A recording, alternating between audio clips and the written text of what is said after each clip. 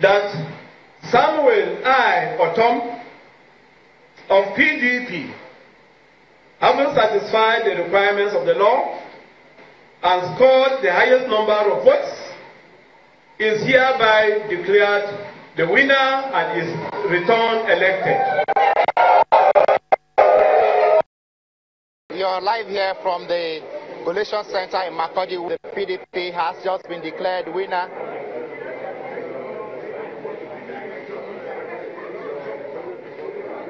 Go on, Pius. Has just been declared winner with a total vote of 434,473 votes, beating Jime of the APC, who came second.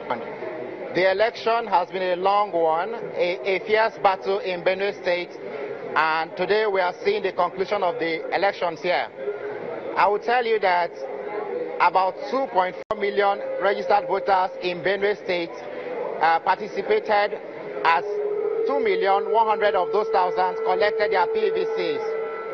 The total number of accredited voters was over 800,000.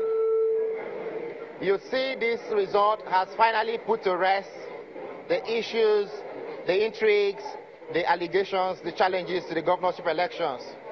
Now I have joining me somebody from the Community Link and Social Development to discuss these elections and how mobilization for votes went through the campaign period.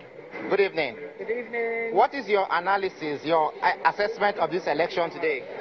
Well, I would say it's a concluded fierce battle that started several months ago. A lot of voters' education was carried on, and the election was keenly contested, and I would say fairly successful, except for pockets of incidents that took place, like voters buying, violence that many people, like the recent one being the returning officer that was shot yesterday. I would say the procedure has been successful fairly. Security were top on the game. They did a good job making sure that violent incidences were reduced. INEC.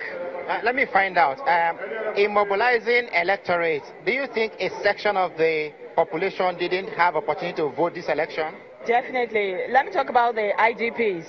INEC have a voting framework that made provisions for the IDPs in Benue State. However, not all of them had the opportunity to vote.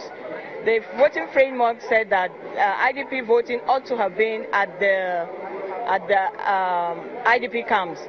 But it turned out that INEC had to create voting centers, but not all of them were able to access these voting centers for them to participate in the election. So some great number of these IDPs were disenfranchised.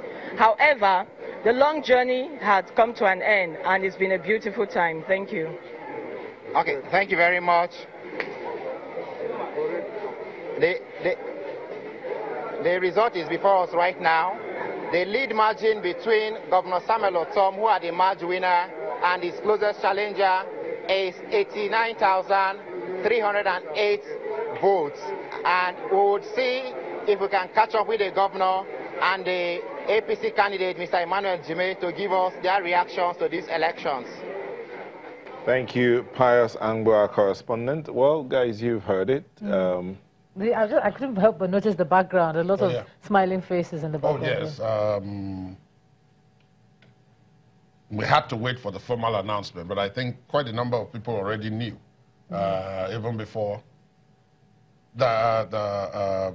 before this formal announcement. A number of people already had the idea of what was going on. You remember we talked about it yesterday, and the mathematics and how what needed to happen. And once that didn't happen, going by the results as each LGA result came in, then of course it became a mute point. I understand Pius is still there, so maybe we'll talk to Pius. Pius, if you can still hear us, if you're still there, maybe the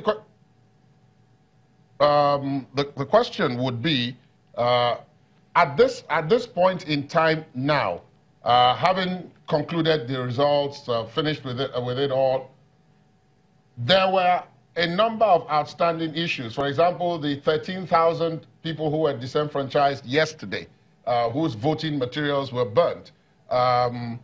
Were you told, or have you heard anything subsequently that gives us an idea of what, if anything, is going to happen either to the perpetrators or to those who were affected by it, the elections in that area?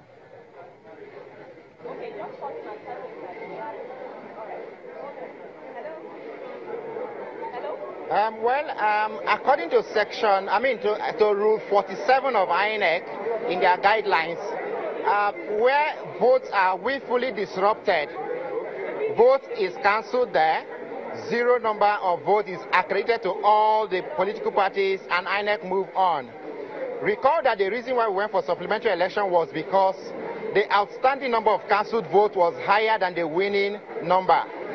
Today, the final difference between the governor and his closest challenger is 89,308 votes, while those cancelled votes from Azendechi is just about 13,000 votes. At the collation here, the total number of cancelled votes today, as announced by the returning officer, is just above 15,000. So there's no reason why this election should not be concluded. On the security aspect, we have not heard from the police or any of the services that participated in the election if anybody at all was arrested with regards to the violence in Azendechi yesterday. Because one of the victims of that attack said to us that the police came and rescued them and they left, but they didn't hear of any arrest of the perpetrators of that violence. But I'm hoping that at the end of this exercise, within this week, the police will call the media to give us updates about any arrests whatsoever with regards to misconduct during this election, because that is very important for people to learn to be peaceful and conduct themselves during elections. Thank you very much, Pius. Maybe we should allow you go and hunt for the candidates, both the re-elected governor and then, of course, his main opponent, Emmanuel Jime of the APC. And then, of course, we'll check in with you when you have them so that we can also speak with them on this election. Thank you very much, Pius Angbo from Makurdi, the Benue State capital.